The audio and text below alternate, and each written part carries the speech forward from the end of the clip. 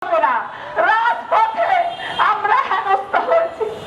আজকে আমাকে রক্তাক্ত করেছে, আমার শিক্ষিকারা অসুস্থ, আমার পা ভেঙে দিয়েছে লাঠিচার্জ সমানে।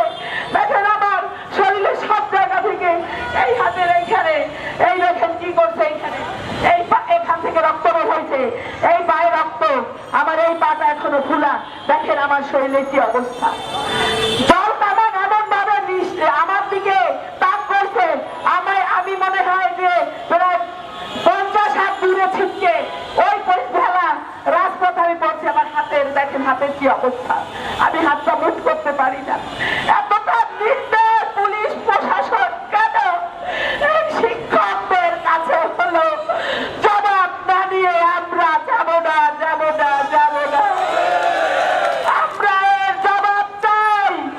নারী শিক্ষিকা আমরা, মা আমরা, কারো বোন, আমাদেরকে কেন এত লাঞ্ছিত, এত রক্তাক্ত, এত কষ্ট দিল তারা?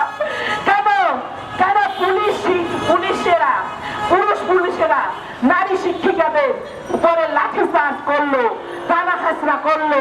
এইটার উপযুক্ত জবাব দিতে হবে, দিতে হবে, দিতে হবে। আপনারা জানেন কোনো কিছুই এ যাবৎ অগোচরে নাই। যেহেতু জানেন যে মিডিয়া ভাইরা অবশ্যই তারা দেখেছে যে আমরা কিভাবে লাঞ্ছিত হয়েছি।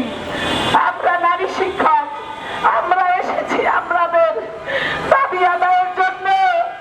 আমরা এসেছি আমাদের দুমুঠো ডাল ভাতের ব্যবস্থা করে দেবে। আমরা এখানে বারবার বলেছি উন্নতন কর্মকর্তাদের কাছে যে আমাদের দাবি যেহেতু যৌক্তিক, 26,193টি বিদ্যালয়ের মতো আমরা যোগ্য বিদ্যালয়, আপনারা বিনা খরচে চলমান বিদ্যালয়গুলোকে কেন জাতীয়করণ করেন না? আমরা রাজপথে ধুলো বালির মধ্যে এই 25 দিন পর্যন্ত আপনাদেরকে বলেই যাচ্ছি, আপনাদের কোনোভাবে টনক লড়ছে না। এখন আপনারা প্রশাসন দিয়ে আমাদেরকে হেনস্থা করেছেন, আমাদেরকে মারধর করেছেন। এর শেষ কোথায়? আমরা জুলাই আগস্টের ছাত্রদের কাছে জবাব চাই, আমাদের ছাত্রদের কাছে জবাব চাই। জবাব দিতে হবে।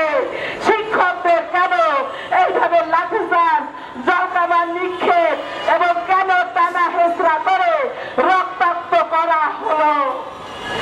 আমরা এর জবাব চাই। যতক্ষণ এই জবাব না হবে, আমাদের ঊর্ধ্বতন কর্মকর্তারা আমাদের কাছে এসে আমাদের যোগ্য দাবি মেনে নিয়ে জাতীয়করণের ঘোষণা না দিবে, ততক্ষণ পর্যন্ত আমরা প্রতিজ্ঞাবদ্ধ হয়েছি প্রয়োজনে রাজপথে আত্মহত্যা দেব, তবুও মাঠ ছাড়বো না।